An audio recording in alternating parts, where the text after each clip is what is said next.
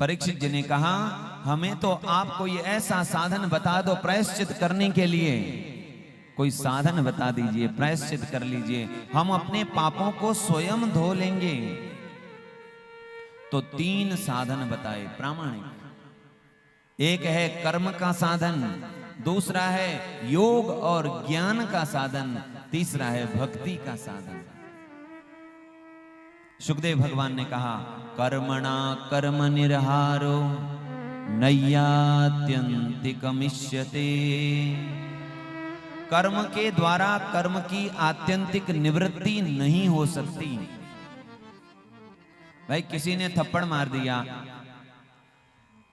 किसी व्यक्ति को, तो कहेंगे तुमने थप्पड़ मारा, तुम भी थप्पड़ मार दो, बराबर हो गया।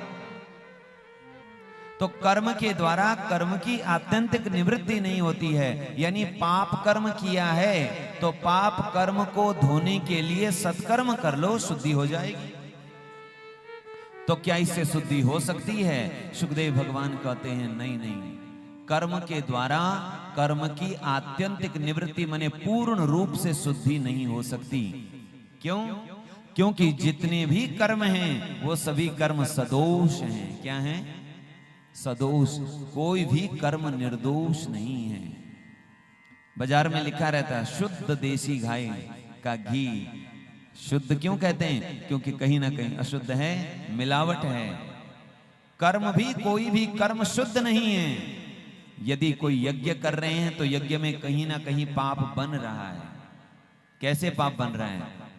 यज्ञ कुंड में सामग्री डाल रहे हैं, न जाने कितने कीड़े उसमें जल रहे हैं। यज्ञ करवा रहे हैं, न जाने जिन ब्राह्मण देवता से यज्ञ करवा रहे उनका मन संतुष्ट है भी कि नहीं, करने वाले का मन संतुष्ट है या नहीं। कितना भी करो, मंत्रतस तंत्रतस छिद्रम देश कालार वस्तुतः, कोई ना कोई कमी रह जाती है। कर्म कभी पूर्ण शुद्ध हो ही नहीं सकता। इसीलिए उस कर्मों के द्वारा कर्म की शुद्धि संभव नहीं है।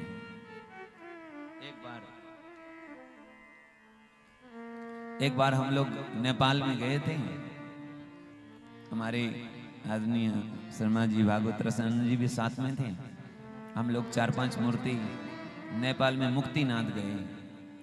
मुक्तिनाथ से जब वापस आ रहे थे तो वहां कच्ची रोड है। चलते चलते हम और एक पूना से पूज्य शंकर महाराज जी, हम दोनों मूर्ति आगे चल रहे थे, बाकी आप लोग पीछे से आ रहे थे।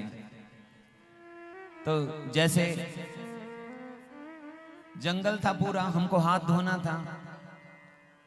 बीच में गांव बहुत कम, एक जगह एक हल्का सा झोपड़ी जैसा ढाबा दिखाई पड़ा, हाथ धोना था।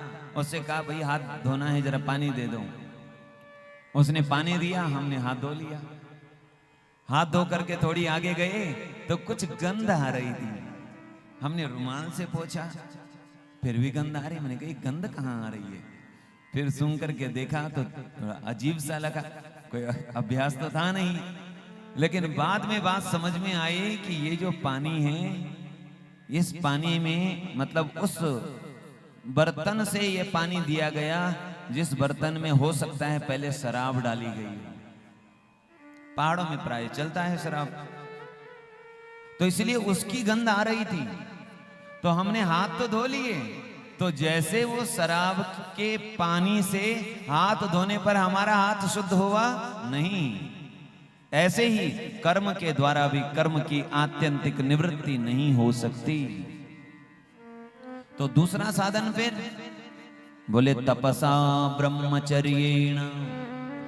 तप का साधन है, ब्रह्मचर्य का साधन है। ये बड़ा कठोर साधन है, बड़ा कठिन साधन है, सब इसको कर नहीं सकते।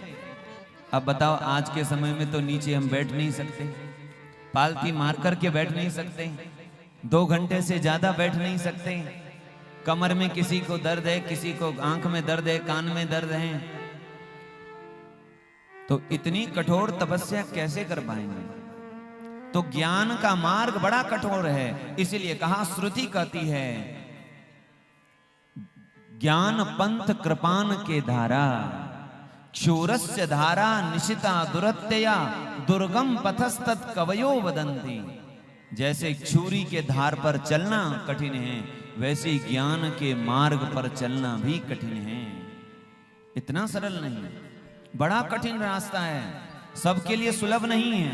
उसमें भी यदि वेदांत में जाएंगे तो साधन चतुष्ट संपन्न चाहिए, तभी आपको अधिकार है। वहां शर्त है। लेकिन सबसे सरल साधन तो तीसरा साधन है, केचित केवलया भक्त्या वासुदेव परायण अघम दुन्वन्ति कार्ष्णेन निहारमिव भास्कर। केवलया भक्त्या, सुखदेव भगवान कह रहे हैं अनन्या भक्ति। भक्ति भी कौन सी चाहिए? बोले अनन्य भक्ति। वो अनन्य भक्ति यदि हो जाए तो उस अनन्य भक्ति से वो पाप संताप ऐसे मिट जाते हैं जैसे सूर्य के उदय होते ही रात्रि का अंधकार दूर हो जाता है। ऐसे ही अनन्य भक्ति के उदय होते ही पाप ताप संताप सब मिट जाते हैं, नष्ट हो जाते हैं। लेकिन भक्ति कैसी हो? तो कहा अनन्यया भक्त्या वासुदेव परायण। वासुदेव भगवान को ही परम अयनम आश्रय, जिन्होंने अपना आश्रय मान लिया हो, सहारा मान लिया हो। अच्छा, हमारे भगवान का स्वभाव एक और है, इनको आधा अधूरापन अच्छा नहीं लगता। इनको जो भी चाहिए वो 100% चाहिए। थोड़ा हमारी आसक्ति, थोड़ा हमने साधन इसको माना आश्रय, थोड़ा आश्रय उसको माना, तो भी बात बनेगी नहीं। एक बूढ़ी मैया ब्रज में रहती, उपासना करती, भक्ति करती, और उसका भाव इतना ऊंचा हो गया कि ठाकुर जी स्वयं प्रकट होकर पहले तो लड्डू गोपाल जी की पूजा करती, सेवा करती, और फिर ठाकुर जी स्वयं प्रकट होकर उसके साथ जो भी भोजन बनाना है, सेवा करनी है, उसके साथ सेवा भी करते। बूढ़ी मैया अकेली थी, गोपाल जी उनका साथ देते, दोनों अपने प्यार से रह रहे थे। बच्चे कहीं और रहते थे।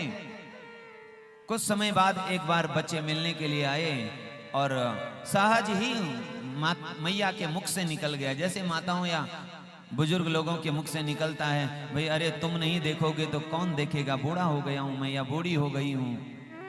तो सहज ही इनके मुख से निकला कि अब तो मैं बूढ़ी होती आई हूं, कौन मुझे देखेगा, तुम ही तो मेरे एक सहारा है, अरे तुम लोग मुझे नहीं देखोगे तो कौन देखेगा।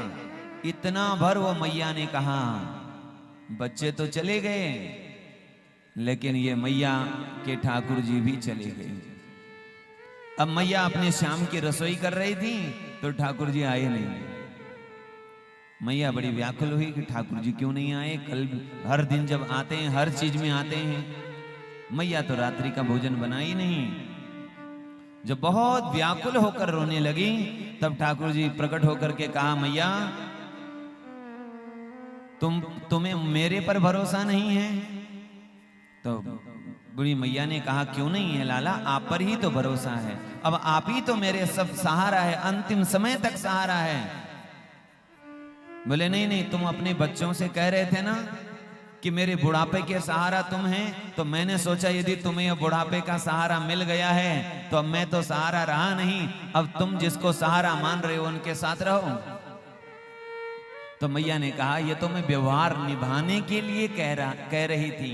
ठाकुर जी ने कहा, कोई व्यवहार निभाने के लिए भी कहे मुझे वो भी अच्छा नहीं लगता। यदि आप मेरे आश्रित हैं तो 100% मेरे प्रति आश्रित होकर के रहें। फिर योगक्षेमम वहां में हम, फिर योगक्षेम का वहन मैं करूंगा, ये भगवान प्रतिज्ञा कर रहे हैं।